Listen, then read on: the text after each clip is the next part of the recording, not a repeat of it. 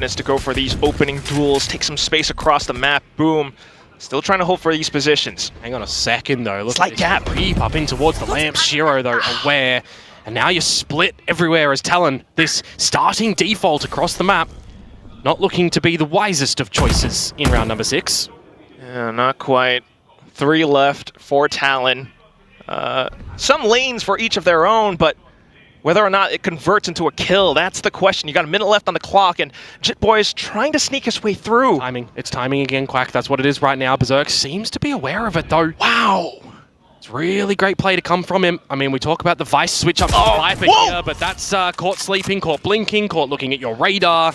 My linchpin factor now, though, shifts in towards Shiro, and I also wonder, Jitboy's getting that kill, has the Cosmic Defy, but it's the timing on Shiro, he gets 2, and now it's Jitboy's. Fantastic collection, just by sheer positioning alone, and he hears their footsteps, was ready for those 2 kills, and now just down to the last one, a simple underhand toss into the quad, Jitboy shut down, and it's Boom, still keeping things rolling.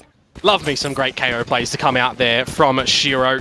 Great repositioning from him. Berserk as well. Love the idea. The execution falls over a little bit. But as I said at the beginning of this round, right, you've got a good defensive push to come out from Boom, who so far we're feeling lacking in decision-making on this defensive side. So the fact that they managed to go in with an attempt for that one, it works out, and then they recognize, it's a bit of a default play. Great success rate as well for them last stage. So you have to see impact come through from him in the server with this big gun. He's picked it up in the round, but so far positionally still across the map. But then Killua comes in with a double kill of his own, straight in through B-Long, and that just brings the attention all across the board. This is where it gets scary as well, because the majority of the Boom forces now are still at the wrong side of the map. That is an egregious shot to come through from DOS9. Anything more would be great, and he gets another. Bit of a hero play. He's been an impactful player for the team back in stage 1, trying to bring that performance back in, but at the same time, 2-on-2, and it's a rotational play. Jitboys, though, he snuck back in.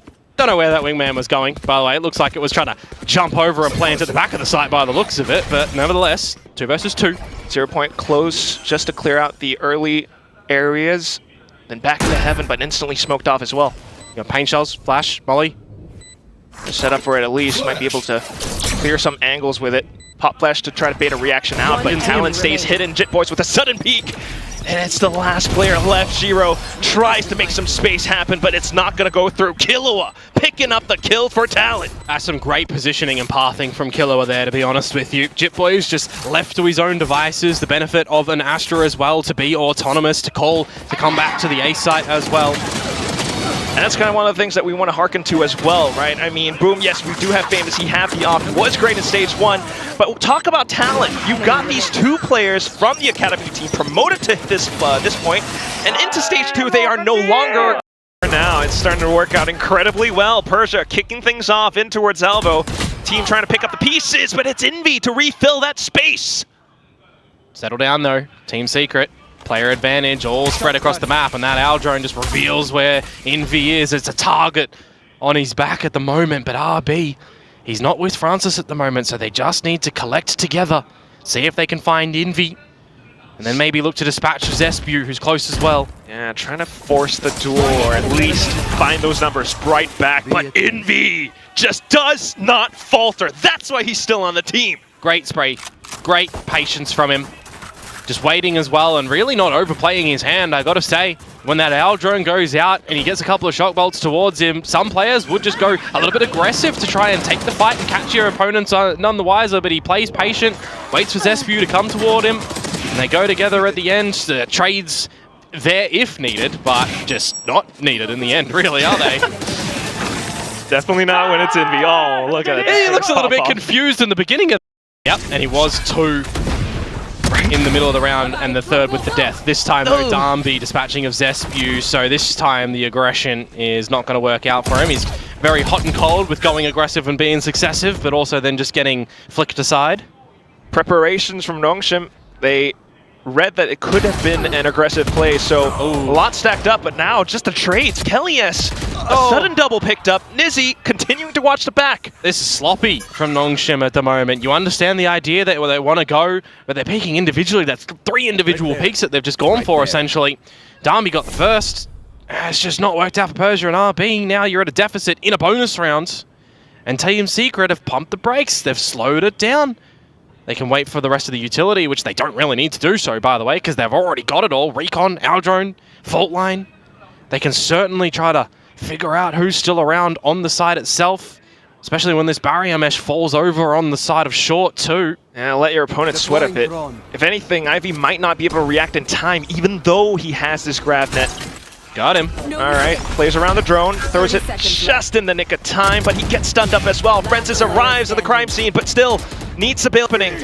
Here comes the Rolling Thunder, and all of a sudden Francis backing up, and that allows for the spike to get planted. 40 seconds on the clock now, and Francis has repositioned all around. Does Team Secret become aware? Kelly's with the check, and it's a snake bite just to try and flush him out as well. Baiting out the duels, but Kelly's takes it! Bonus round, that is huge for Team Secret. The fact that Kelly's gets that Rolling Thunder as well, not really to go and get together and find the kill on the concussed opponent, but to buy enough time to scare him away, make him scurry for safety while they get the plant. Really quick realizations from Team Secret here. Oh, what a shot to come out from Nizzy, but yeah, really, you know, it's those individual peaks in the beginning there that kind of really hurts Nongshim. Opponent as well, but ooh, what a reveal. What a tag, what a shot. That's just found 3 extra members, confirmed that they're still around from RB. Now you consider, will the Hunter's Fury come out after that ping? And yes, it will. Try to step out of dodge, but 80 points of damage already delivered, furthering. Oh, I thought that would have connected again, but it just didn't. Meanwhile, you're stuck here, too. Ivy's deployed the barrier mesh in mid, so you can't stroll up there. You've got Francis on a very deep line in towards B main as well, so you have a really good idea at the moment as Nongshim for a couple more moments now on where Team Secret are. Precisely, right? Deep positions found. Revealing area. Early phase in the round, you just block off A main. RB has to be finding 1 or 2 here. The early barrier mesh from before, RB will alert to check the triple spray. Just all over every single Team Secret player that tries to trudge forward. RB denies.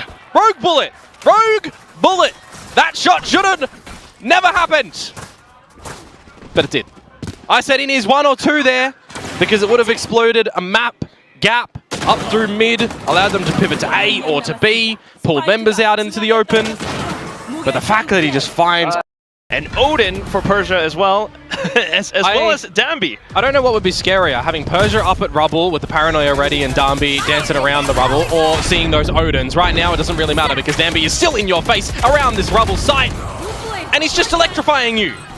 Fast lane as well, now you're grab netted. Envy trying to spray it down, but ultimately it's Dambi in for the quad. There's just nothing you can do.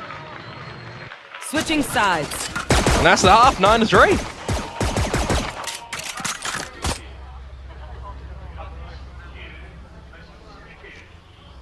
Dambi's on 19 kills, by the way. Just want to highlight that one, waiting for these replays.